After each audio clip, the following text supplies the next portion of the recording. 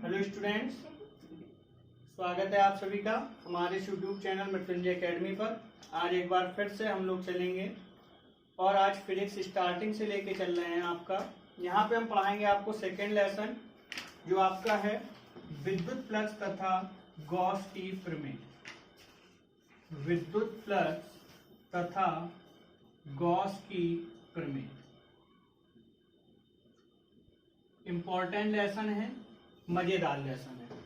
चलिए बात करते हैं सबसे पहले हम लोग विद्युत फ्लक्स की। विद्युत फ्लक्स क्या होता है? विद्युत फ्लक्स क्या है? ठीक है, तो विद्युत फ्लक्स को हम लोग इलेक्ट्रिक फ्लक्स भी कहते हैं। इलेक्ट्रिक फ्लक्स तो समझना है आपको कि इलेक्ट्रिक फ्लक्स क्या होता है, किस पे डिपेंड करता है। तो इलेक्ट्रिक फ्लक्स डिपेंड करता है हमारा एरिया पे।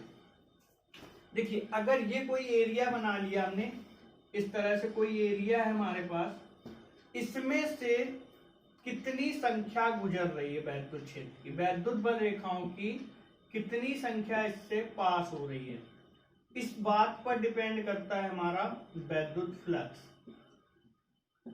मान लीजिए 4 संख्या गुजर रही है, तो आप कह सकते हो वैद्युत फ्लक्स क्या होता है। वैद्युत फ्लक्स को आप कह सकते हो, अगर डेफिनेशन के रूप में बताना है तो आप बोल सकते हो वैद्युत क्षेत्र से, वैद्युत किसी क्षेत्रफल से गुजरने वाली विद्युत बल रेखाओं की संख्या की माप को हम क्या कहते हैं? किसी क्षेत्रफल से गुजरने वाली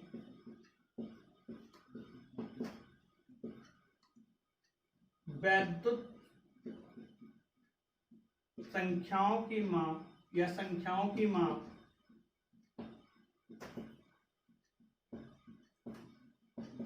वैद्युत फ्लक्स कहलाती है। ठीक है,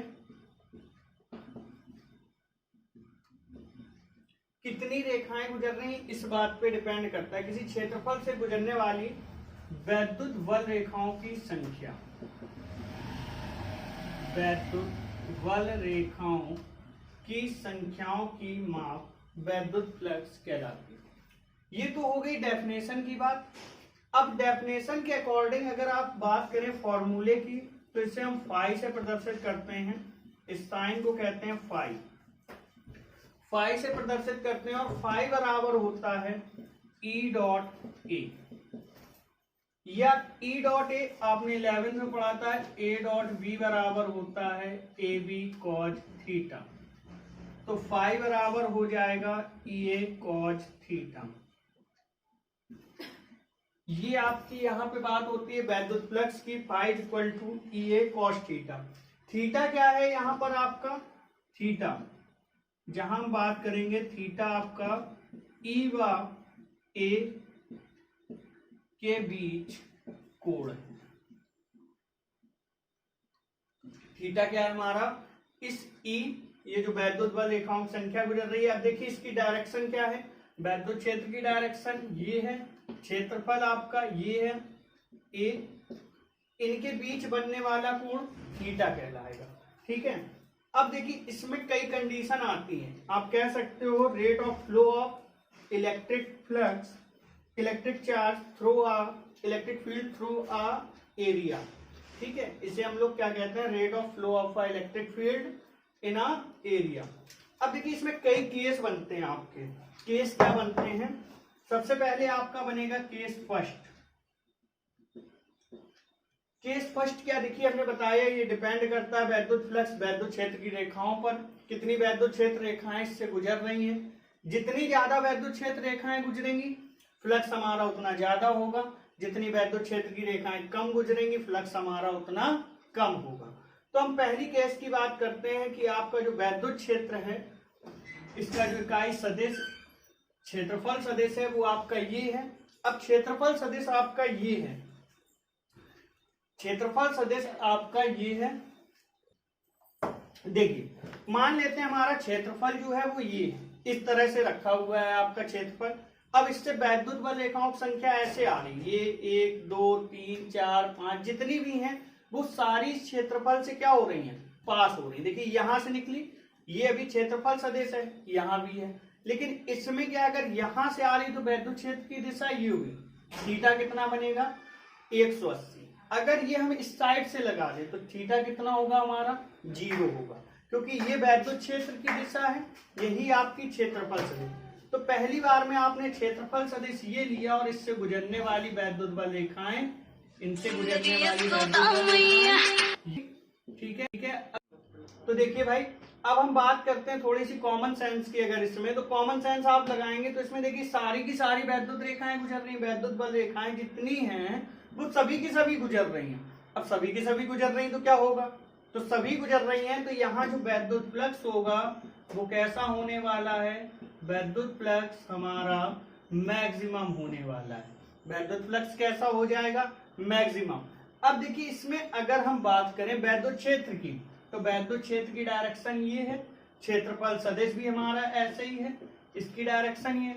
अगर हम थोड़ा सा इस फॉर्मूले से बात करें तो यहाँ ई और ई के बीच कोण क्या बन रहा है, थीटा। तो फाई बराबर ई डॉट ए कॉस थीटा, यानी कॉस 0। कॉस 0 1 हो जाता है, तो यहाँ पे वैद्युत फ्लक्स कितना आ गया, फाई बराबर ई डॉट ए, जिसे हम लोग क्या कहते हैं, मैक्सिमम कह देते हैं। समझ में आई बात। अब अगर इसी में हम लोग केस 2 की बात करें कि हमारा वैद्युत फ्लक्स, ये हमारा वैद्युत क्षेत्रफल हो गया, जो हम लोग इकाई सदिश क्षेत्रफल ले रहे हैं। अब वैद्युत क्षेत्र की संख्या ऐसे गुजर रही है, ऊपर से गुजर गई और नीचे से गुजर गई। अब इससे कोई वैद्युत क्षेत्र आपका पास नहीं हुआ। इससे जब कोई वैद्युत क्षेत्र आपका पास नहीं हुआ तो यहाँ पे आप देख रहे हो कि अगर थोड़ा सा कॉमन सेंस से बात करेंगे तो क्या हो जाएगा, हमारा वैद्युत फ्लक्स 0 हो जाएगा, क्योंकि आपको पता है कि वैद्युत फ्लक्स क्या होता है हमारा, इस पे डिपेंड होता है। अब देखिए ये हमारा क्या था, तल था, यानी जो क्षेत्रफल है वो हमारा ये है, और जो वैद्युत बल रेखाओं की संख्या आ रही वो ऐसे निकल रही, ऐसे ऐसे। इससे होके एक भी संख्या नहीं जा रही है। जब एक भी संख्या नहीं जा रही है तो यहाँ पर वैद्युत फ्लक्स हमारा क्या हो जाएगा, 0 हो जाएगा। तो इतनी बात आपको क्लियर हुई। अब देखो भाई, इसमें क्या है, सवाल में आप लोगों को एक कंफ्यूजन हमेशा क्रिएट होता था, वो अब नहीं होगा। उसमें कहते थे वैद्युत क्षेत्र जो है लंबवत है, और जब लंबवत कहते थे तो हम कह देते थे कि थीटा बेटा 90 से घटा के लगा लो। अब देखिए आपके सामने है कि ये आपका क्या है, इकाई सदिश, क्षेत्रफल सदिश, और ये वैद्युत क्षेत्र, दोनों कैसे हैं भाई। देखिए ये हमारा वैद्युत क्षेत्र है इस तरह से, और ये हमारी वैद्युत क्षेत्र की दिशा है, वैद्युत बल रेखाओं की संख्या यानी वैद्युत क्षेत्र की दिशा।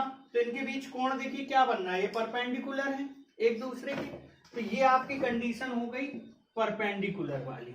और जब परपेंडिकुलर कंडीशन है तो थीटा आपने क्या यूज किया, 0 यूज किया, यानी 90 होता है वैसे परपेंडिकुलर, बट आपने क्या किया 90 माइनस। अब यहां पे जब बात करेंगे तो यहां पे देखिए थीटा कैसा है, कह रहे हैं हमसे समानांतर है, पैरेलल है, पैरेलल है। तो पैरेलल के लिए आपने थीटा कितना यूज किया, 90 यूज किया। तो यहां पे आप क्या रखेंगे, cos 90 होता है 0, तो फाई क्या आ गया आपका पूरा 0 आ गया। तो बात समझ में आई इतनी। अब आगे बात करते हैं स्टार्ट।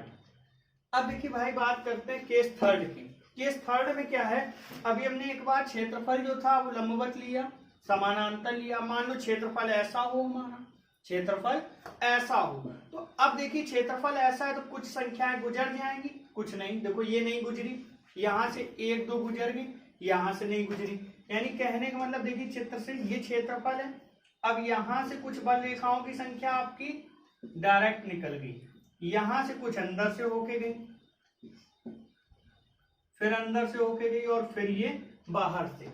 तो कुछ बल रेखाओं की संख्या गुजर रही है और कुछ बल रेखाओं की संख्या रह जा रही है। तो अब ये डिपेंड करता है किस पे। देखो जब हमने सीट को ऐसे लिया तो हमारा थीटा ये था परपेंडिकुलर, जब सीट ऐसे ली तो थीटा क्या था 0। अब सीट ऐसे है तो थीटा कहाँ होगा आपका, यहाँ। ए कहाँ होगा हमारा, यहाँ पे, और ई कहाँ है, ये, इनके बीच जो कोण बन रहा है उसको हम लोग क्या कहेंगे, थीटा। तो यहाँ पे जो फॉर्मूला यूज होगा उसको क्या कहेंगे, phi equal to E A cos theta. Depend करता है वो क्या पूछ रहे हैं आपसे, 45 अंश पे घुमाने पे पूछ रहे हैं, 60 पे, 30 पे, ये क्वेश्चन में डिपेंड करता है। फिर एक बात आती है, अगर आपकी अनियमित सतह है, कोई अनियमित सतह है, ये तो सारी नियमित सतह थी, अनियमित सतह का मतलब इस तरह से भी है कोई सतह है कि जिसका कोई रूप रंग नहीं है, कुछ भी हो सकती है आपकी, यहाँ पे डिपेंड नहीं करता। तब आप क्या करते हो, इस अनियमित सतह के लिए आप अंदर एक लघु क्षेत्रफल मान लेते हो। जैसे इस पूरी सतह का क्षेत्रफल ए है मान, तो हमने इसके अंदर क्या किया, एक कोई लघु अवयव जिसे कह देते हैं, एक लघु क्षेत्रफल कह देते हैं, जिसे हमने डीए मान लिया। देखो एक्स अगर हम कह दें ये पूरी लाइन एक्स है, अब हमें इसके इतने क्षेत्रफल पे बात करनी है, तो इसे हम लोग कह देते हैं dx। और आपको पता है कि अगर हम इसका इंटीग्रेशन कर दें dx का, तो हमें पूरी सतह की लंबाई मिल जाती। क्यों?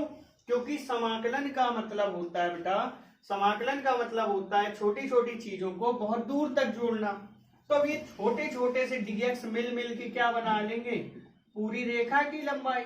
ये छोटे छोटे जब dx हम जोड़ेंगे तो हमें क्या मिल जाएगी, पूरी रेखा की लंबाई, जिसे हम लोग dx का इंटीग्रेशन कहते हैं। तो देखिए क्या मिला हमको, x, यानी हमने छोटा सा पार्ट लिया था बट हमें पूरी लंबाई यहाँ मिल गई x। तो इंटीग्रेशन करने से हमें क्या होता है, पूरी सतह की लंबाई मिल जाती। तो ये है dA हमारा क्षेत्रफल अवयव।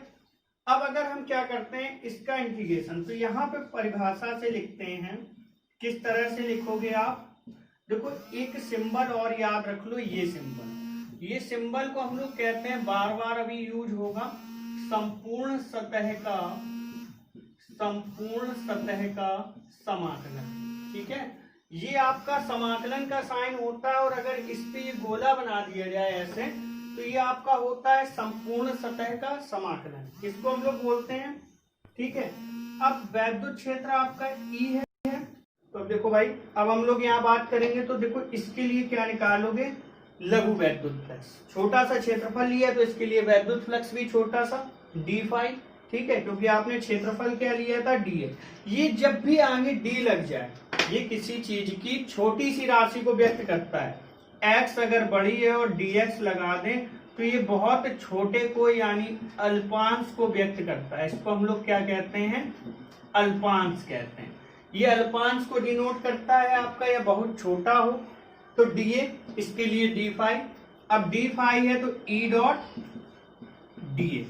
अब देखो ये तो केवल इतने के लिए बात हुई, हमको किसका निकालना है, इस पूरे सरफेस का जो ये हमने बना रखा है।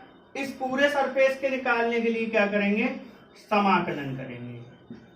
बायो वालों थोड़ा सा रट लो, समाकलन करने पर इस तरह से या तो सीधे इधर लिख सकते हो डी फाई, और इधर क्या लिखेंगे, संपूर्ण समाकलन ई डॉट डी ए। अब देखिए डी फाई का क्या आएगा, फाई बाहर, इसका E dot D A cos theta. ठीक है, या यहाँ पे जब हम ई कांस्टेंट है तो बाहर निकाल देंगे, एक लाइन और बढ़ा के कर लो डी ए, और डी ए का बाहर आ जाएगा E A, E dot A cos theta. तो फॉर्मूला देखिए वही बन गया सेम। अभी आपको आगे बहुत मजेदार चीजें बताएंगे इसमें कि मजा आ जाएगा। अब देखिए एक चीज ध्यान रखना है आपको, जो आगे बहुत यूज होना है, कि अगर एक प्लस चार्ज है और एक माइनस चार्ज है आपका, कि मान लीजिए एक प्लस चार्ज रखा है और एक माइनस चार्ज रखा है, तो प्लस चार्ज से जो वैद्युत क्षेत्र होता है वो बाहर की ओर होता है, यानी प्लस चार्ज से वैद्युत क्षेत्र क्या होता है हमारा, बाहर को निकलता है। और जो माइनस चार्ज होता है इस पे जो वैद्युत क्षेत्र होता है वो अंदर की ओर आता है। इतना बस ध्यान रख लो, इसका यूज बताएंगे अभी, जल्दी से इतना नोट कर लें आप लोग फटाफट।